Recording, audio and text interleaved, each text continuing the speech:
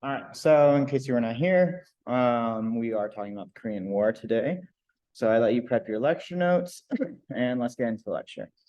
So a little bit of background on Korea. Korea, which is this little peninsula off the coast or off of China, off the coast of Japan, have been ruled by Japan since 1910. We didn't go too far into all of that information, but all you need to know, ruled by Japan since 1910. Again, World War II, Japan is going to surrender to the Allies. And now what do you do with Japan's former kind of territories or land? So the Allies do decide to divide Korea up along this area known as the 38th parallel, 38th latitude. And the Soviet troops will occupy the north. The American troops are going to occupy the south. So it's splitting Korea into two. And who is not allowed into these meetings are actually the Koreans. So they don't have any say in how their own land is getting split up or who's going to be ruling their land, kind of. And then division and occupation were intended to be temporary, just to kind of get them back up. They hadn't really ruled themselves in 35 years, right? So in South Korea, this man, Syngman Rhee, he's going to be who's really going to be put in charge, right? So Korean nationalists who had been exiled by Japan, and he wants to unify all of Korea, so no North and South. But he does not want to trade Japanese imperialism for American or Soviet imperialism. So again, they were occupied by Japan. He doesn't want to just turn into the same thing, but instead of Japan, it's America and Soviet Union, right? And so in 1948, he's going to become the first president of South Korea.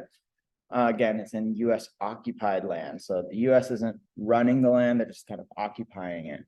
And he does establish an authoritarian regime, which normally the US would be against, but as a theme we're going to see, they're going to support, the US is going to support him, even though he's authoritarian, because he's anti-communist. And they feel like anyone anti-communist they kind of get behind. We'll get more into that with Latin America, especially. Meanwhile, in North Korea, Kim Il-sung is a communist guerrilla leader who had been exiled by the Japanese. He had served in Soviet Red Army during World War II, so he already has these ties. And again, the Soviets are ruling North, or not ruling, occupying North Korea. And Stalin is going to put him in charge of the newly formed North Korea. So again, Syngman Rhee kind of wins presidency. Kim Il-sung is more like put in. And he also wants to unify Korea, but under communist rule. So both sides, North Korea wants to take over South Korea, South Korea wants to take over North Korea. They both want to unify Korea as one,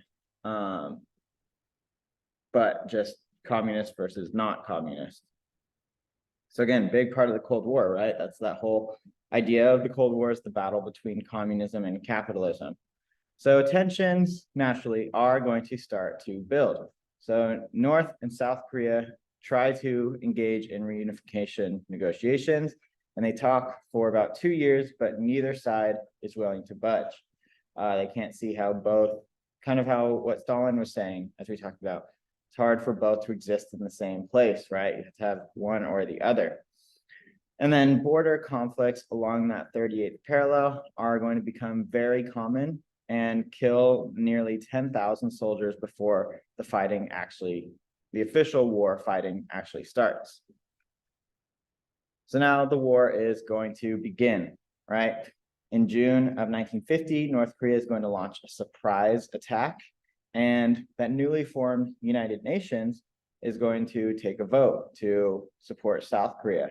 So again, the Soviet Union could have vetoed this, right? They're on that Security Council, but the Soviet Union is going to boycott the meeting, so they don't get to vote on this. And it's going to be kind of the same thing for China, right? And we are going to be looking at a document about this later in class, so I'm not going to get too into it right now. Then fifth, so that UN vote happens. Again, the UN is much more effective than the League of Nations because they can actually authorize military force. So 15 UN nations are going to send troops, but most Americans see this as an American war. And the main reason for that, even though it's not an American war, it is a United Nations conflict. Like, our Congress never authorizes war, right? And the reason for this is because 88% of the troops are going to come from America. So almost the big majority is going to be American troops, but it's still technically a UN situation. And the forces are going to be led by the American General MacArthur. If you go right out of school here, MacArthur, what is it, Street, Boulevard? I don't know. That is named actually after this guy. It used to be, I think it was German or Japan Street. It had a different name that our city actually renamed during World War II to MacArthur. There's a couple others that are like that as well. And with all those troops, we're actually very effective in the war. We are able, we meaning the whole UN, but led by American troops, are able to push the North Koreans all the way up to the Chinese border. So again, they started here at the 38th parallel. We pushed them all the way up to China. So very effective, right? But what is the issue with pushing them all the way up to China? Well, Mao is recently in power, right? It's 1950. He got into power fully in 49. Mao warns that crossing into China will bring a full-scale war. And our president, President Truman at the time, knows that if we go to war with China, that means going to war with the Soviet Union, who now has the atomic bomb. It's the whole reason why this is supposed to be a Cold War, because we don't want to engage in any actual fire between us and the Soviet Union, right?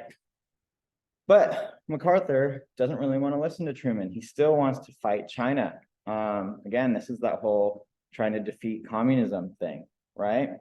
And so he's not really listening to Truman. And so Truman is actually going to fire MacArthur from his post. So we were so successful, we pushed them all the way up to China, but we were really fearing bigger scale war with China and ultimately the Soviet Union. So the troops are actually ordered to go back to the original line, the 38th parallel, and a 2-mile demilitarized zone is going to be established between the countries. So you're not supposed to be militarized in that 2-mile radius, but there's still a lot of conflicts that happen there. So if you really think about it, the war started here at the 38th parallel. North Korea goes into South Korea. The United Nations military pushes North Korea all the way up to the border. And then they just go back exactly where they started. So all that fighting, I wouldn't say for nothing, but they go back to exactly where they were before the war.